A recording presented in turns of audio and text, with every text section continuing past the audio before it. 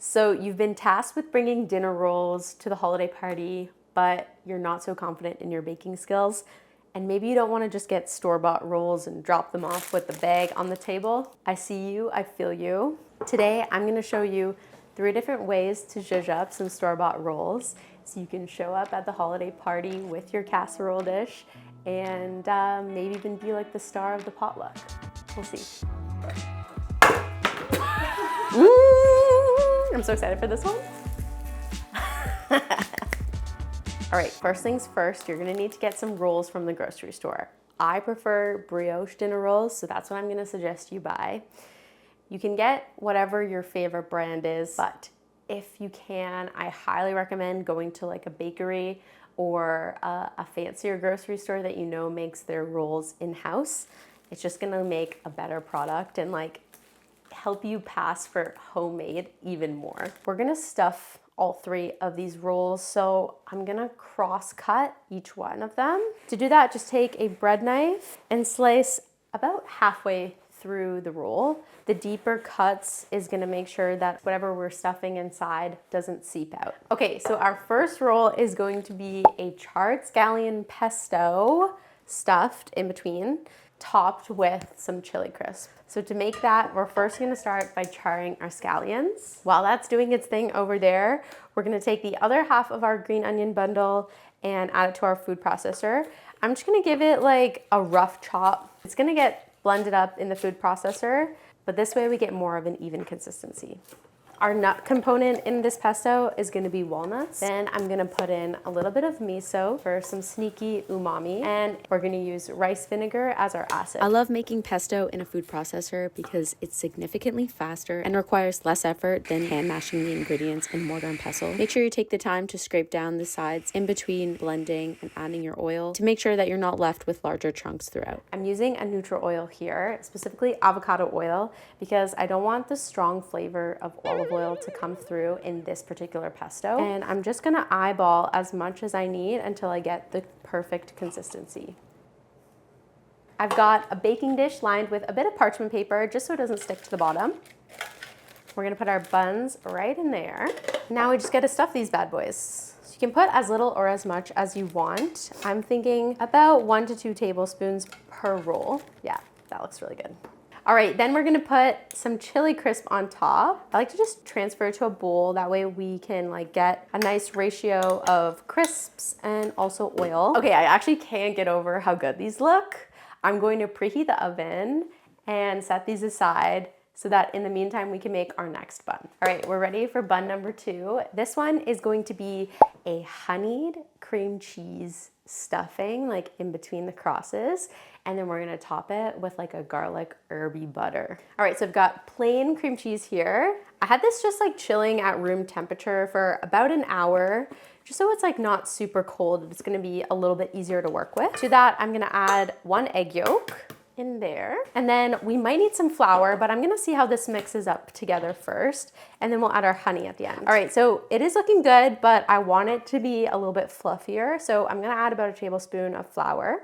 Oh yeah, that's looking better. Now we get to flavor it. So you can really play around with this, so get creative. I wanted to kind of keep this simple, give it a little bit of like subtle sweetness. So to do that, I'm using honey. And it's definitely like a measure with your heart situation. Okay, that looks mixed. And then let's give it a taste. Yummy. But like most things in life, it needs salt. And don't be scared of salt. It truly makes everything better. Okay, nice. One more taste. Yeah, that's perfect. Now we gotta get this into a piping bag so we can like pipe it in. So this can be kind of awkward to stuff. My favorite way to do it is just to get like a deli container or really like a large jar. Like the one that your peanut butter comes in is like a great use for this. Fold the sides over the edge, and then now it's just like filling a container. If you don't have a piping bag, you can also just use a Ziploc bag. That also works. Or to be completely honest, you can just do what we did with the pesto and like just use a spatula to kind of spoon it in. One last thing to be wary of when you're using piping bags is You really don't want to overstuff them. I've done that like one too many times, and then you start pressing down and like it all shoots out the top, and it's like a complete nightmare. So yeah, you just don't want to overstuff, but other than that, they're pretty foolproof. So I'm just gonna slide this down a bit. Maybe I'll get more legit and use my bench scraper. Look at that. How legit is that? Okay, then we've got a nice handle here. This is like more than enough room. Nothing's coming out the top. You really don't want to get like above here. If you're up here, you've overstuffed it, like take it out. Honestly, just like restart, because you're gonna hate yourself when it starts exploding. And then we get to do this. I don't know why that's like so fun. Now it's at the bottom. We're gonna snip this and stuff. All right, I just took the buns out of the pan so that they'd be a little bit easier to stuff. I'm gonna slip that back in here, and we're gonna make some garlic butter to spread on top. To do that, I'm gonna add about 4 tablespoons of butter to a small pan. We're gonna get that foaming, and then we're gonna add in 3 garlic cloves that I finely diced. Now, I just quickly chopped up some parsley. I'm gonna add that in. I also made the last minute decision to add some red chili pepper flakes. We put that on top, and these are looking, dare I say, better than the first ones. Oven is preheated. Let's make our 3rd and final buns, and then we can bake everything off. Okay, so these ones are gonna be our Cacio pepe rolls. So for these, I'm gonna grate up a bunch of Parmesan and stuff that in between the cracks. And then I'm gonna top that with a cracked black pepper butter. Oh yeah, that smells so toasty and nice. Woo! Let's get this on our buns. Oh wait, should we add more Parmesan on top? I think yes. Okay, just a little bit on top, okay? Okay. I don't know if that constitutes as a little, but whatever. Oven's preheated, all 3 buns are done and ready. Let's bake them.